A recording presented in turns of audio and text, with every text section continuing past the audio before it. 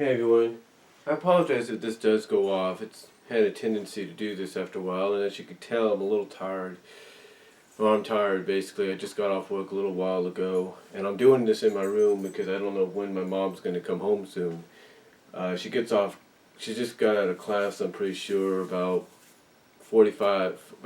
I'd say 45 minutes ago, maybe 25 minutes ago, I don't really know, so doing this in my room is much more easier because I don't have to just have it in there and she'll be like, oh, what's this doing in here? And kind of try to tease and all that. So, anyway, you might recall recently that I did a two-part video called When Is Enough Enough?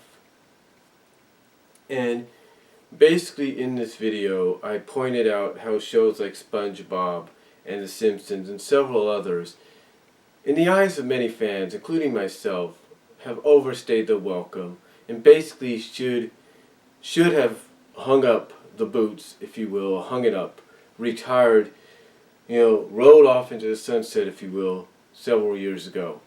But yet, they're still here. SpongeBob is basically going on, essentially, almost 20 years on the air. I know it's hard to believe, but 20 years. It's almost been 20 years on the air. 20 years on the air for SpongeBob, almost. We've already reached 15. Now we're heading into a couple more years and it'll be 20. But The Simpsons, they've been on since 1989, since I was 10 years old, and now I'm 36. So yeah, they've been on for 26, 27 years, depending on how you look at it. They've been in existence since about 1987. It's almost been 30 years of existence. The show has been around since basically about 1989.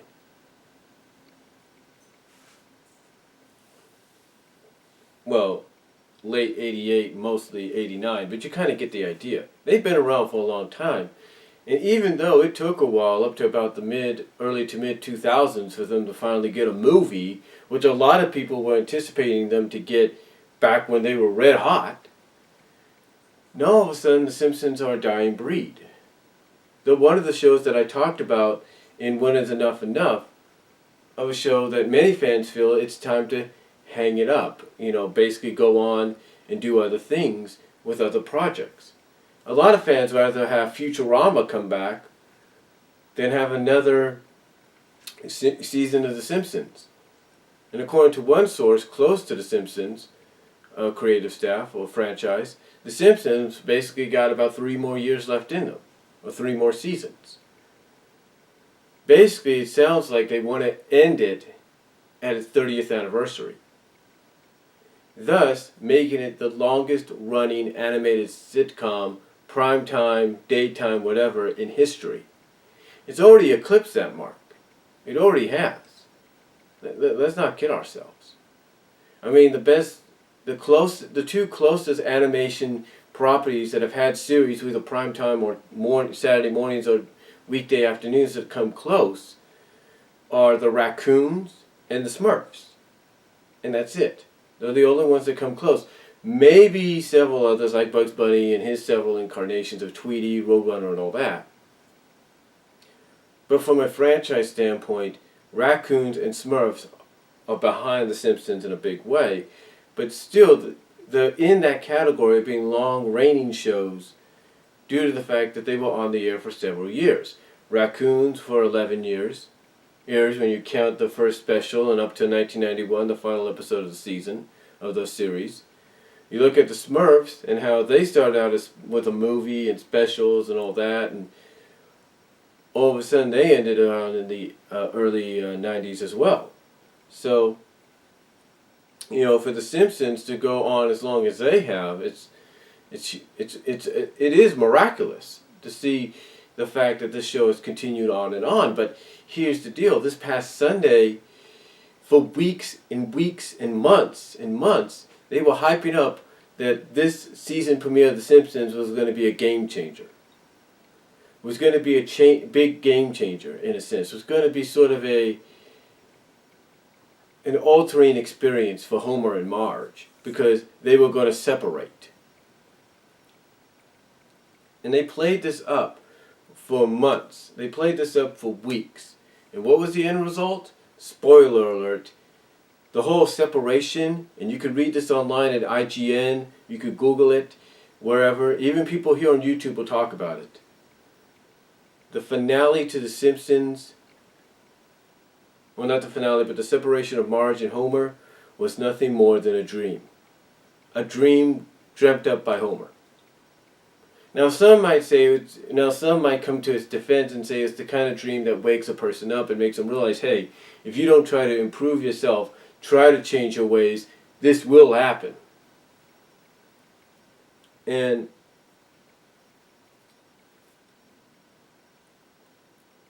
I'm not denying that being a realistic standpoint. And maybe that's the direction they wanted to go in. Maybe that's the point they wanted to make, the message they wanted to get across. But the story itself, dream or not, was so bland in the eyes of many fans. I mean, basically, according to some fans, you're justifying Homer and Marge, even in dream sequence, separating by Homer cheating on Marge while they're still married with his pharmacist. That comes to his defense or his liking. Becomes his new love interest in the dream sequence. So, what's the point of separating them if that's what you're going to do? There is no point. No point whatsoever. And to go as far as to say it's a dream, all the hype and everything leading into it for months and weeks, and it's nothing more than a dream, maybe a wake-up call, some people might put it, for Homer,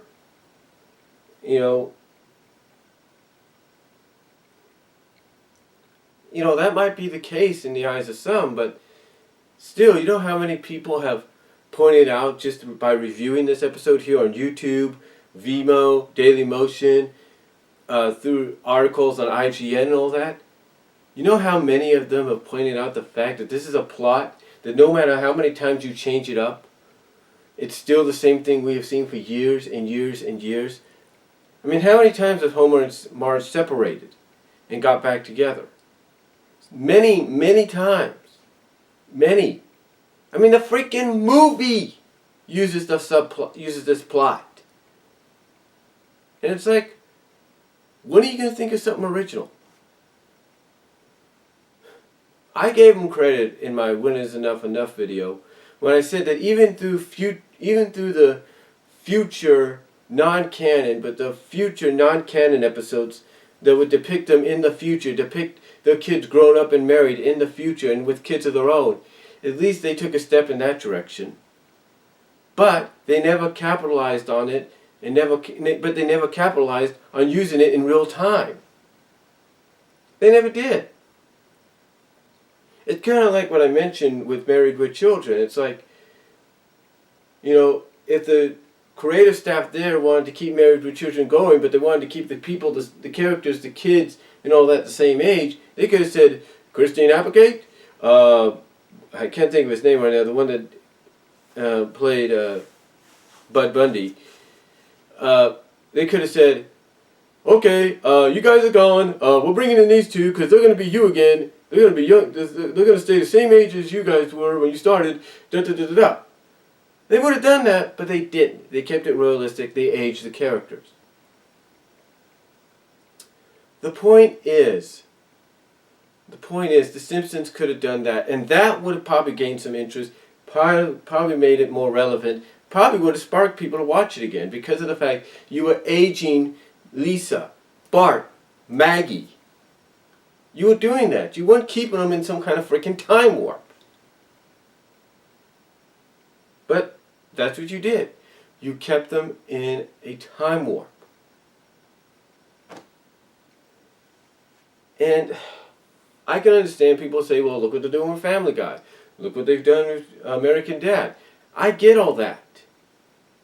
But these shows haven't been on as long as The Simpsons or anything else. I mean, even with freaking MASH, when it started and it lasted for as long as it did, at least they aged the characters. They didn't hide the fact that, we got to bring in different characters to play this guy and this girl and da da da. No, they kept them. One character they didn't keep, but well, they did keep a majority of the cast. I think one character changed around or something like that. I can't really remember. But I can't. But the thing is, they kept things fresh by letting the characters grow older and coming up with new concepts and ideas, because it was based somewhat on a real life situation.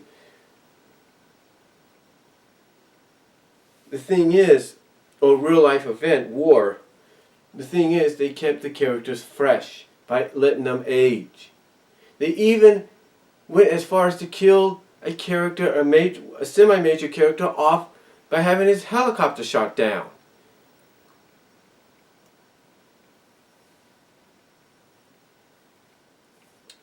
The point is, at least they had the common sense to let that happen. Full House, the same way. Now, you might come out and argue and say, well, those are live action. That's true, but we have seen, even in recent years at times, there are certain shows, live action a lot too, may not be as much. They will try to keep the cast young. They will try to replace some of the cast with younger versions just to keep it in that same time frame. They will try to do that. And to me, I think The Simpsons missed out on that. Because you can't just, for nearly 30 seasons, keep them in the same damn time loop. Okay? You can't keep them ageless. Now you might say, well, the same could be said for the Berenstain Bears. The Berenstain Bears, let me mention something about that. They were created in the 1960s. They had 2 separate animated shows. They had several specials. But guess what? There's never one of those shows. It was never running for 20-something years. And, yes, I agree, they've kept the characters young for a long time. I'm not denying that, but guess what they've done? They've actually aged them a little bit. It may not look like they've aged the Cubs a bit, but they have. Heck, they took a Honey Bear character they've introduced as the baby sister, and they've aged her. They put her in freaking preschool now. So they do somewhat try to evolve. They try to move on with the times. True, it would be nice to have a teenage brother and a teenage sister. I'm not denying that, but come on. They're kind of getting to that. The big chapter books kind of helped out in the mid-90s to early 2000s.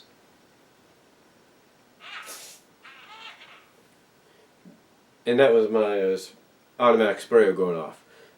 But the point is, the point is,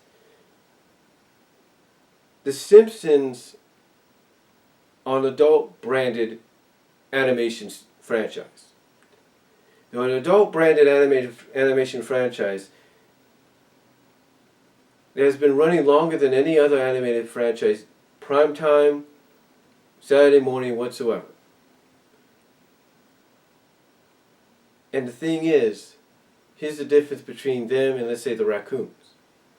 With the Raccoons evolved. They brought in different characters. That's right, they brought in Lisa Raccoon. Before that, they brought in Bentley. They evolved by moving on, by introducing new characters, trying to stay fresh. Same with the Smurfs. But the Simpsons, so many opportunities right in front of their hands and they don't take advantage of it. The creative staff does not take advantage, and that's just wrong. It's just pathetic. Now, I'm not trying to say the Simpsons haven't earned, in a sense, the right to continue on. They have. In a way, they still have a huge fan base. Let's not deny that. And maybe contractually Fox has them at least till 30 years. Basically the 30th season. But still, a lot of people look at the freaking movie and they say that could have been a great way to end the series, end the franchise. They didn't do it.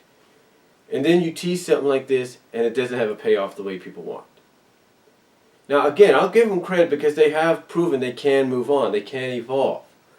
They took a character, several characters, in Edna, Bart's teacher. They killed her off. They killed her off or wrote her off the show or something because the actress, God rest her soul, passed away. The voice actress. They killed her off. She was gone. They have proven they could do it, but yet they haven't really taken that next step. And what I think they need to do, if they're going to be on for 33 more years, is they need to take that next step. They need to say, okay, we're going to age Bart. We're going to age Lisa. We're going to age Maggie. We're going to make them older. We're going to make them teenagers. We're going to make them a young kid. And we're going to go from there. And guess what? They'll be surprised how many fans will respond to that. How many longtime viewers will respond to that, because that is something they've been wanting to see since who knows what season. But they've been wanting to see it. But for their 27th season premiere episode, the season 27 premiere, to be what it was, and to have the outrage, the reaction, mostly negative, that the fans, the viewers and all that have given it, it proves that they either got to do two things. They either got to decide that that it's either time to hang it up, or it's time to evolve. That's what they need to do, folks. So, that's just my take on it. You let me know what you think down below. Talk to y'all later.